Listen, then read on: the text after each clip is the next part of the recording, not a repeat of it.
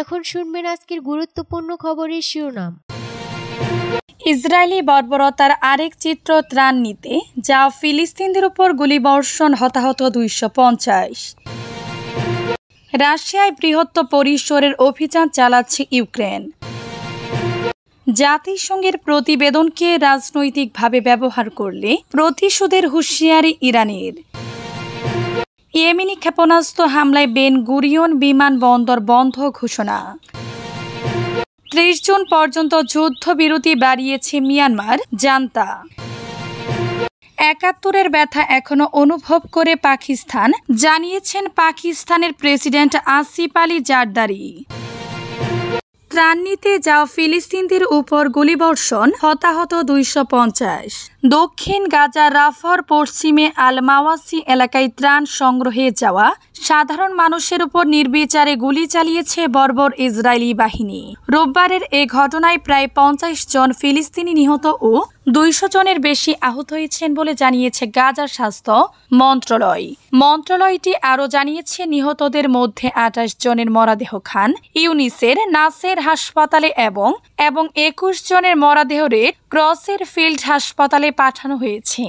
আহতদের অধিকাংশই ইসরায়েলি গুলিবর্ষণে জখম হয়। প্রত্যক্ষদর্শীরা জানান, এদিন ভোর থেকে আমেরিকান বেসামরিক সংস্থা গাজা হিউম্যানিটারিয়ান ফাউন্ডেশন পরিচালিত একটি ত্রাণ বিতরণ কেন্দ্রে প্রচুর মানুষ জড়ো হন। তবে লোকজন যখন ওই কেন্দ্রের কাছাকাছি পৌঁছায় তখনই ইসরায়েলি সামরিক যানবাহন থেকে তাদের লক্ষ্য করে গুলি চালানো হয়। এমনকি ড্রোন থেকেও বিস্ফোরক ফেলতে শুরু করে যার ফলে ব্যাপক হতাহত হয়। এক চিকিৎসা কর্মকর্তা বলেন, ত্রাণ বিতরণ কেন্দ্রের আশপাশের পরিস্থিতি ছিল চরম বিপজ্জনক। সেখানে উপর্যুপরি গুলিবর্ষণের কারণে অ্যাম্বুলেন্সগুলো আহতদের কাছে পৌঁছাতে পারছিল না। অনেককে ঠেলাগাড়িতে করে সরিয়ে নিতে হয়েছে।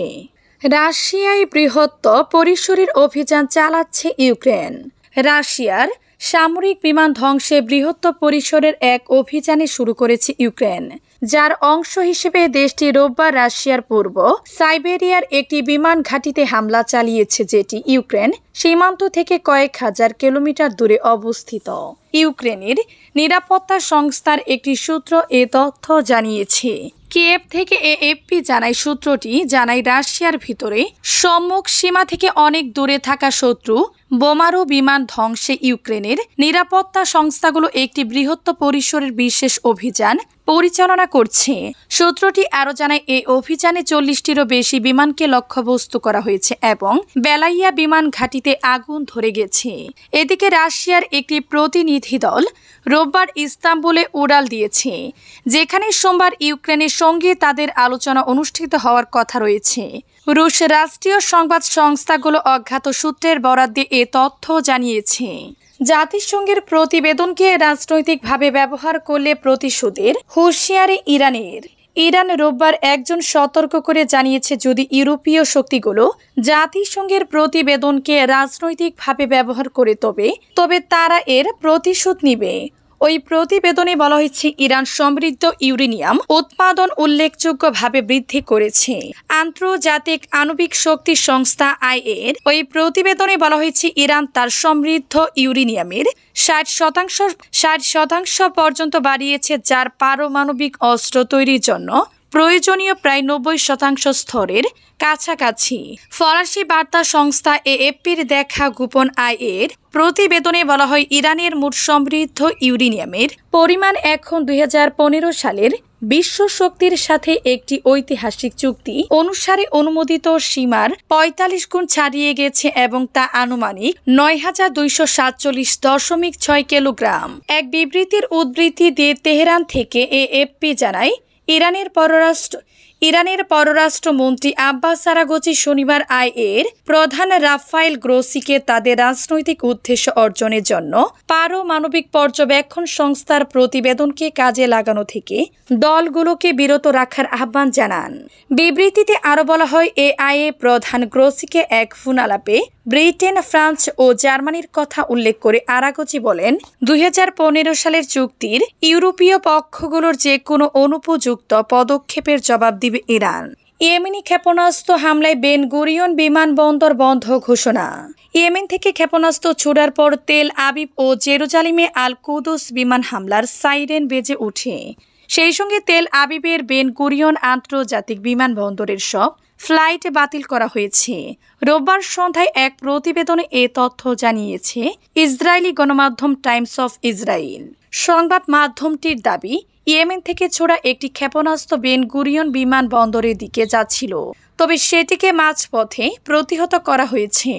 অন্য সংবাদ মাধ্যমগুলোর বরাতে মেহের নিউজ জানিয়েছে, নতুন এই ইয়েমেনি ক্ষেপণাস্ত্র হামলার ফলে তেল আবিবে বিস্ফোরণী শব্দ শোনা গেছে এবং বেন গুরিয়ন বিমানবন্দরে ফ্লাইট চলাচল সাময়িকভাবে স্থগিত করা হয়েছে।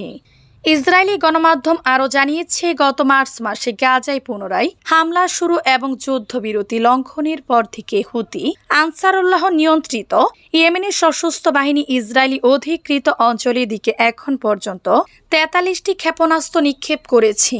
এর মধ্যে গত মাসে একটি হাইপারসোনিক ক্ষেপণাস্ত্র হামলায় বেন গুরিয়ন বিমানবন্দরের বাইরে ব্যাপক ক্ষয়ক্ষতি হয় এবং 6 জন আহত হয়। এর আগে গত বৃহস্পতিবার রাতে ইয়েমেনি সেনাবাহিনী ঘোষণা করে তারা ইসরায়েল অধিকৃত ভূখণ্ডের কেন্দ্রীয় অংশে একটি নতুন হাইপারসোনিক ব্যালিস্টিক ক্ষেপণাস্ত্র হামলা চালিয়েছে। 30 জুন পর্যন্ত যুদ্ধবিরতি বাড়িয়েছে মিয়ানমার জান্তা। মার্চের শেষের দিকে ভয়াবহ ভূমিকম্পের পর পুনরুদ্ধার ও পুনর্বাসন প্রচেষ্টায় সহায়তার কথা জানিয়ে তথাকথিত যুদ্ধবিরতি সম্প্রসারণ করেছে মিয়ানমারের জান্তা সরকার। রোববার 1 জুন রাষ্ট্র পরিচালিত মিয়ানমার ইন্টারন্যাশনাল টিভি জানিয়েছে, সেনাবাহিনী বর্তমান যুদ্ধবিরতি 30 জুন পর্যন্ত বাড়ানোর ঘোষণা দিয়েছে। এতে জানানো হয়, 1 জুন থেকে কার্যকর হওয়া নতুন এই যুদ্ধবিরতির লক্ষ্য হল সাম্প্রতিক ভয়াবহ ভূমিকম্পের পর পুনরুদ্ধার এবং পুনর্বাসনের প্রচেষ্টাকে সহজতর করা এবং জাতীয় শান্তি ও স্থিতিশীলতা বৃদ্ধি করা। গত 28 মার্চ 7.7 মাত্রার ভূমিকম্পে প্রায় 38,000 মানুষ নিহত এবং কয়েক হাজার মানুষ বাস্তুচ্যুত হওয়ার পর উদ্ধার ও ত্রাণ কার্যক্রমের জন্য 6 মে থেকে 31 মে পর্যন্ত আগের যুদ্ধবিরতি ঘোষণা করা হয়েছিল।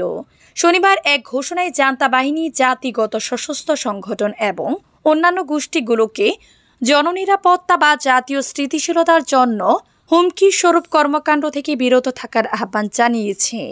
এর মধ্যে রয়েছে পরিবহন রুট, বেসামরিক নাগরিক নিরাপত্তা বাহিনী এবং সামরিক পোস্টের উপর আক্রমণ এড়ানো এবং নিয়োগ বা আঞ্চলিক সম্প্রসারণ থেকে বিরত থাকা।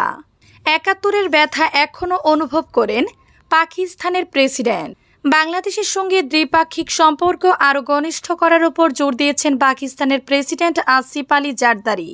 রোববার 1 জুন পাঞ্জাবের গভর্নর হাউসে বাংলাদেশ ও পাকিস্তান ক্রিকেট দলের সদস্যদের সম্মানে আয়োজিত এক সংবর্ধনা অনুষ্ঠানে দ্বিপাক্ষিক সম্পর্ক জোরদারের কাজ করার উপর গুরুত্বারোপ করেন তিনি।